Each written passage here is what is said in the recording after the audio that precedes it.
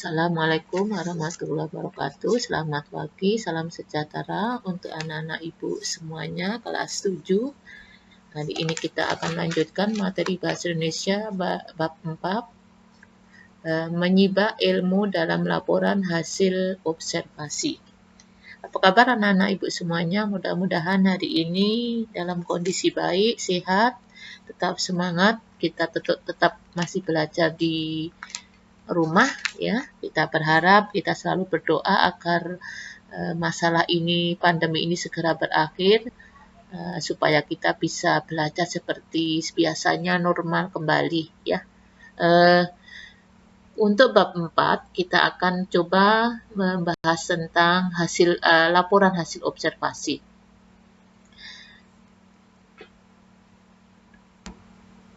Yang akan kita bahas pada pertemuan hari ini yaitu ada 6. 1. Tentang pengertian atau identifikasi teks hasil observasi. Yang kedua mengenal ciri-cirinya. Kemudian yang ketiga tujuan hasil teks observasi. Yang keempat menelaah strukturnya ya atau bagian-bagian teks hasil observasi. Yang kelima memahami unsur kebahasaan teks hasil observasi, dan yang terakhir menyimpulkan isi teks hasil observasi. Hari ini kita hanya akan, untuk pertemuan hari ini kita akan membahas 3 dulu ya. 1, 2, dan 3, identifikasi, ciri-ciri, dan tujuan ya.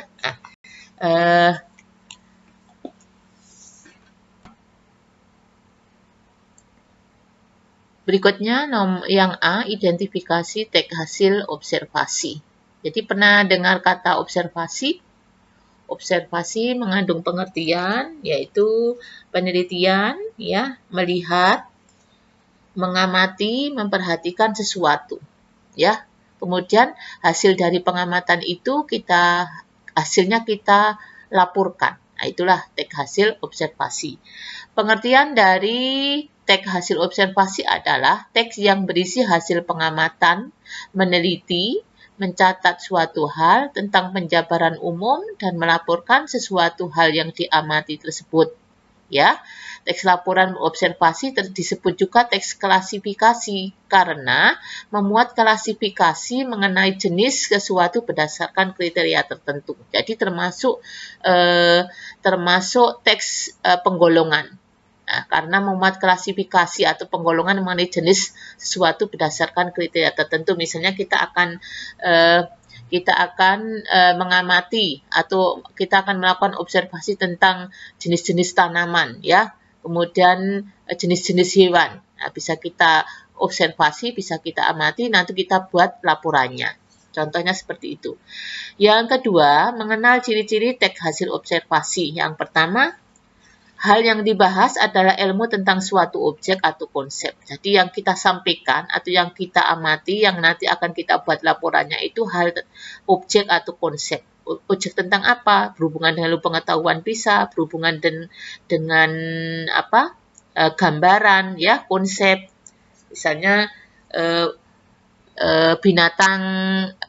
binatang pemakan daging, kita amati apa saja, atau tumbuh-tumbuhan, lidah buaya, bunga anggrek bulan, dan sebagainya. Nanti kita klasifikasikan hasil pengamatannya itu, kita klasifikasikan, kita golongkan, termasuk lidah buaya itu termasuk apa? Tumbuhan apa ya? Kemudian bunga anggrek bulan juga termasuk apa?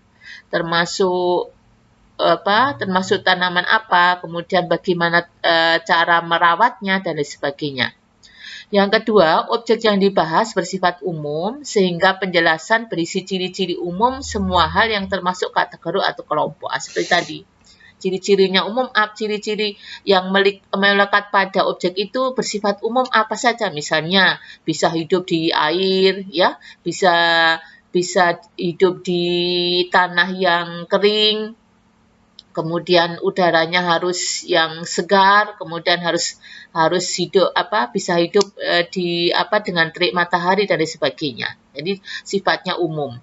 Kemudian yang C bertujuan menjelaskan sesuatu dari sudut pandang ilmu, ya. Jadi berhubungan dengan ilmu. Misalnya ini akan mengalami tumbuhan ini akan mengalami pembusukan apabila, ya, apabila di terik matahari yang sangat panas karena sesuai dengan ilmu disampaikan. Kemudian yang keempat, objek atau hal yang dibahas secara sistematik, terperinci dan objektif. Jadi hasil pengamatannya tersebut, hasil observasinya itu, ya suatu objek itu harus dibahas secara sistematis, terperinci dan objektif. Misalnya termasuk klasifikasi apa, kemudian biasanya hidup di daerah mana, kemudian perawatannya harus bagaimana, ya secara sistematis dan rinci. Berikutnya, yang ketiga, tujuan hasil tag hasil observasi. Yang pertama, memberitahu atau menjelaskan tanggung jawab tugas dan kegiatan pengamatan. Jadi karena hasilnya tadi hasil mengamati, hasil observasi, inilah tujuannya. Kenapa kita buat laporannya? Ya, untuk memberitahukan atau menjelaskan tanggung jawab tugas kegiatan pengamatan atau observasi sebagai bentuk tanggung jawab dari tugas tersebut. Yang kedua, memberitahukan atau menjelaskan dasar penyusunan kebijakan, keputusan atau pemecahan masalah dalam pengamatan. Memberitahukan atau menjelaskan. Misalnya kita diberi tugas untuk mengobservasi tentang kebijakan, tentang keputusan, tentang penyusunan, tentang pemecahan masalah, ya. Jadi kita bisa memberitahukan hasilnya. Kemudian yang ketiga, merupakan sumber informasi. Jadi hasil dari observasi itu merupakan sumber informasi. Sumber informasi itu bisa digunakan, bisa diuji cobakan, bisa dimanfaatkan, bisa dihindari, dan lain sebagainya. Jadi sebagai sumber atau pedoman informasi. Yang keempat, merupakan bahan untuk pendokumentasian. Jadi kalau kita sudah mengadakan observasi pengamatan, dibuatlah hasilnya itu dalam bentuk teks hasil laporan, itu merupakan dokumen kita, ya. Dokumentasi kita, bahwa kita sudah melakukan suatu observasi atau suatu pengamatan. Selanjutnya, Ibu berikan contoh di sini hasil pengamatan, hasil observasi tentang hewan beruang madu, ya. Ini hasilnya. Kita mengamati dari yang pertama dari bentuk tubuhnya, ya. Beruang madu adalah jenis beruang terkecil di antara 8 jenis beruang yang terdapat di dunia, ya. Jadi umum. Termasuk beruang madu itu ada 8 jenis di dunia. Nah, beruang madu ini salah satunya, ya, tinggi tubuhnya sekitar 140 cm, tinggi punggungnya 70 dan lain sebagainya. Nah, berikutnya diterangkan lagi hasil observasinya, bulu yang cenderung pendek namun berkilau terlihat menutupi seluruh tubuh, ya. Kecuali kaki, terdapat ciri yang sangat khas pada tubuh beruang madu, yaitu tanda berwarna jingga yang berada di tepat di bawah leher. Dari ciri-ciri beruang madu.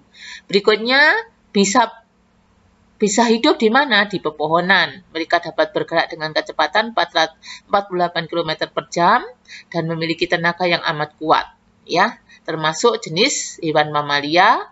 Betina-betina beruang madu menyusui bayi mereka setelah beranak. Nah, ini contoh gambarnya. Hewan ini tergolong pemakan segala, ya. Jadi makanannya banyak.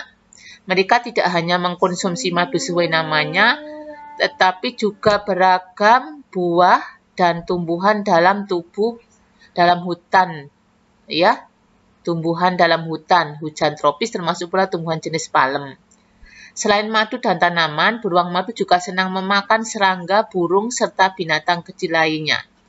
Meski tenaganya amat kuat, beruang madu tergolong binatang yang mudah diserang. Ya, mereka juga terancam punah karena habitat aslinya telah hilang dan dirusak. Jadi penyampaiannya secara umum, ya, termasuk jenis binatang mamalia, kemudian ciri-ciri tubuhnya, tinggi badannya, kemudian bisa hidup di pepohonan, kemudian makannya apa saja ya, termasuk binatang yang mudah diserang, dia terancam punah dan lain sebagainya. Jadi informasinya secara umum, ini fakta yang kita sampaikan apa adanya, tidak ada opini ya, tidak ada opini, semua fakta yang kita sampaikan. Apa yang kita sampaikan ini termasuk apa? Hasil dari suatu observasi atau suatu pengamatan. Inilah hasilnya ya. Bisa kita jadikan dokumen bahwa kita sudah mengadakan pengamatan. Nah, demikianlah yang Ibu sampaikan untuk hari ini.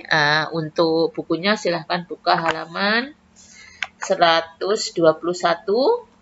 Ya, 121 berhubungan dengan hasil teks observasi.